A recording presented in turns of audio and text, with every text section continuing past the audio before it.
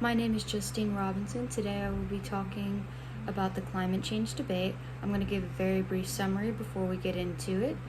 This includes two sides, the consensus side and the minority side. To start this video off, we're going to talk about some of the basics to understand the arguments a little bit better. The consensus is a group of scientists that believe the world is getting warmer, but that it's based off of human-produced CO2, while the minority is a group of scientists that believe the world is getting warmer, but that it is not solely based off of human-produced CO2, or not even the majority. It's more of a bunch of different factors contributing with each other to make the world warmer. Another important fact to bring up is that we'll be talking about climate change, not global warming.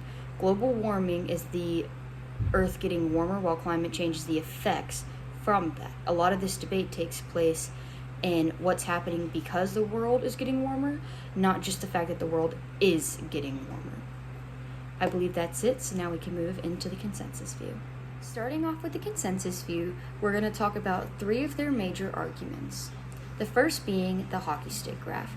The famous hockey stick graph seems to be the perfect place to start this video off. As shown here, the hockey stick graph shows a dramatic increase in temperatures beginning in the late 1900s and early 2000s. This clearly shows that around the time that CO2 production by humans greatly increased, so did global temperatures. The graph has been replicated multiple times by multiple other scientists, which also solidifies the validity of the graph. It also shows how dangerously fast temperatures are rising, and that society as a whole needs to stop it and intervene before it's too late.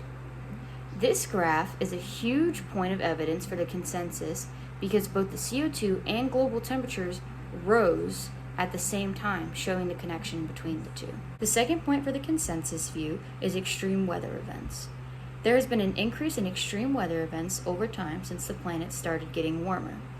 There has been more breakout tornadoes, or 30 or more tornadoes in a day, more intense and slower hurricanes causing more damage when they make landfall, and even an increase in snowstorms. This is proof that if we don't do something soon, there may not even be an environment to save. The weather conditions just keep getting worse and worse, and scientists use attribution studies to quantify how much climate change has influenced specific and extreme weather circumstances.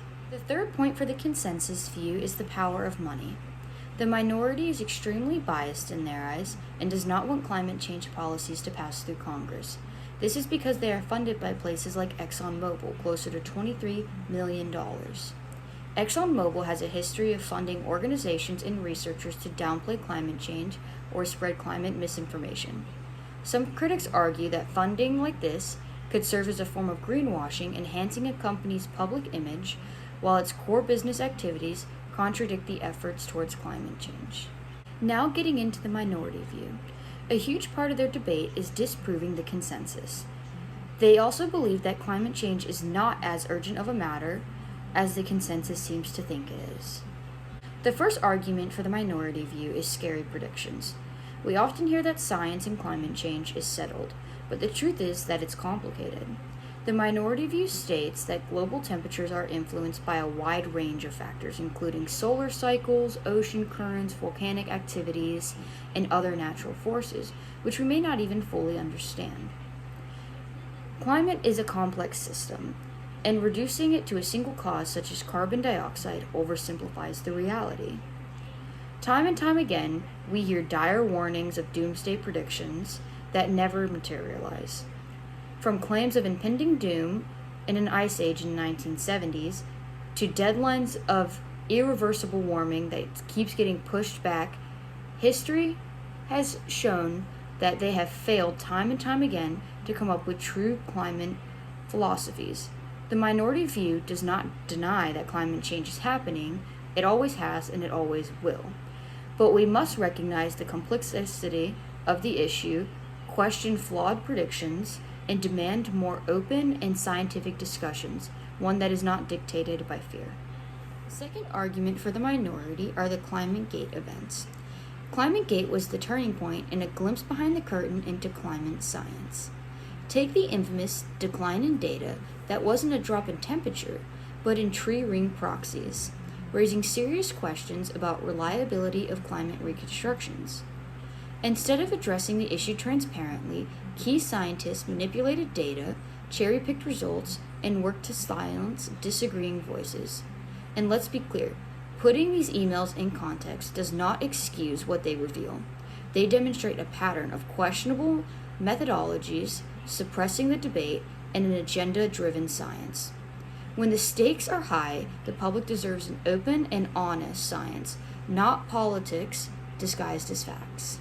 The third argument for the minority is the power of money. Science should be about truth, not consensus. And yet, the overwhelming support for climate consensus isn't just about evidence, it's about money. As Christopher Booker explains, groupthink plays a role, but so does billions of dollars in government funding. The consensus view has received $79 billion in government funds, 248 times what the minority receives. When the government funds a particular outcome, it doesn't just encourage research, it creates industry. More money means more scientists, more studies, and more pressure to align with a perceiving narrative. This isn't just a conspiracy, this is basic economics. When financial incentives drive research, the result isn't just science. It welcomes an overwhelming surplus of studies supported by a funded view. Real scientists welcome debate, but when funding lopsided views, the minority isn't just outnumbered, it's drowned. In my closing remarks, I'm going to summarize what we went over. The consensus view argues hockey stick graph is undeniable proof of human-caused warming. With rising CO2 levels matching a sharp increase in global temperatures, they warn that extreme weather events are growing more severe due to climate change. Using attribution studies linking warming to hurricanes, tornadoes, and snowstorms, they also highlight the power of money, pointing to fossil fuel industries funding a major driver of climate denial and misinformation.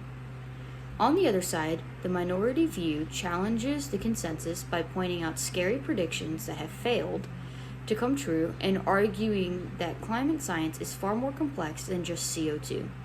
They cite ClimateGate as an example of data manipulation, bias, and suppression of disagreeing voices within climate research. Finally, they argue that the power of money is just as relevant to the consensus, with billions in government funding creating an overwhelming debate that isn't just about science, it's about how we interpret data, question authority, and ensure that policies are based on open and honest discussions rather than fear and financial interest.